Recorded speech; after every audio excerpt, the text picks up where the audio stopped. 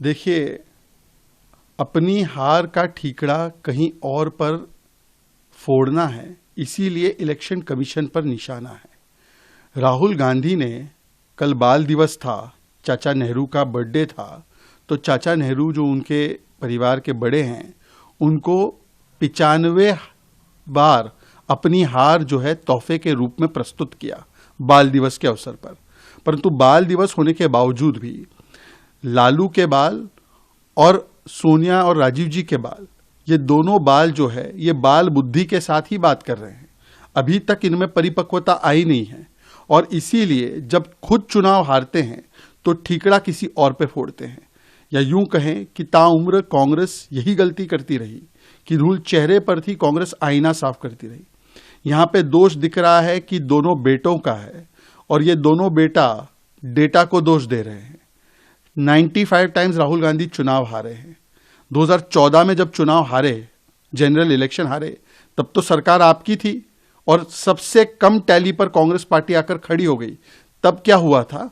तब किसने fair election नहीं करवाए थे? क्या कांग्रेस पार्टी खुद ही अनफेयर इलेक्शन करवा रही थी?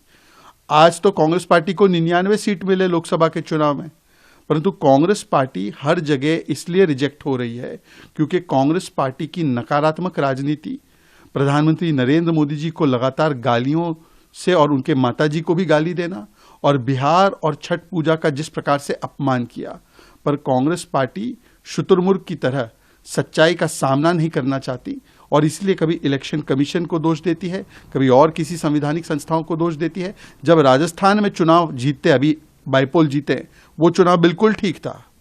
तेलंगाना का जो बाईपोल जीते जुबली हिल्स का, वो बिल्कुल ठीक था। झारखंड में, जम्मू कश्मीर में और बाकी जगहों पर जो ये कांग्रेस वाले चुनाव जीतते हैं अलायंस में, वो बिल्कुल ठीक है। और जहां चुनाव हारते हैं वहां पर ये सवाल खड़े करते हैं जो सुप्रीम कोर्ट भी नहीं स्वीकारता। अब तो कांग्रेस के नेता भी बोल रहे हैं। महाराष्ट्र में सुप्रीम कोर्ट ने इनके इलेक्शन के खिलाफ एलिगेशंस को डिसमिस किया। हरियाणा में इनके ही नेताओं ने बोला कि कुछ गलत नहीं हुआ था। जो महादेवपुरा और आलंद में भी इन्होंने आरोप लगाए, सुप्रीम कोर्ट और हाईकोर्ट ने उसको डिसमिस किया। अब उन्हीं के नेता बोल रहे हैं कि हम अपनी कमजोरियों की वजह से बिहार चुनाव हारे, चाहे अखिलेश प्रसाद जी हो, चाहे शकील अहमद जी हो, चाहे तारिक अनवर जी हो या बाकी के कांग्रेस के नेता हो।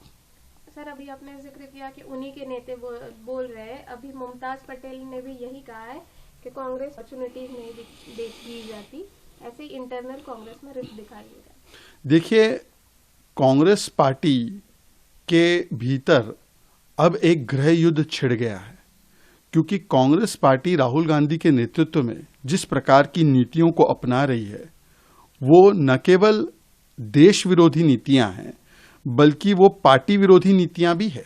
और इसीलिए समय समय से, जैसे हमने देखा था कि मेरा खुद का भी किस्सा था कि मैंने कांग्रेस के अंदर अपनी आवाज बुलंद की थी जब कांग्रेस एकदम गलत दिशा में जा रही थी 2016-17 में।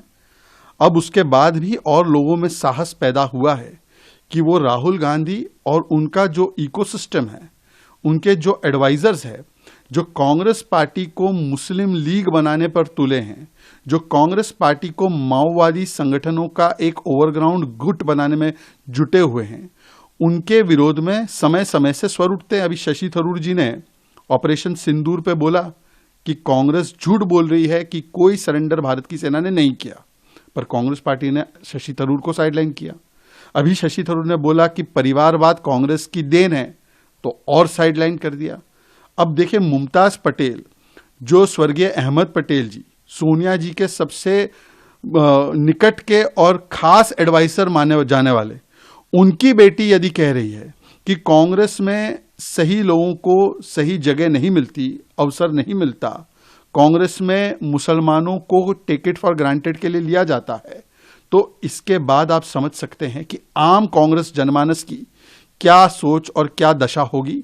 और कांग्रेस पार्टी में आने वाले दिनों में बहुत बड़ा घमासान होगा और कांग्रेस पार्टी में वर्टिकल स्प्लिट होगा।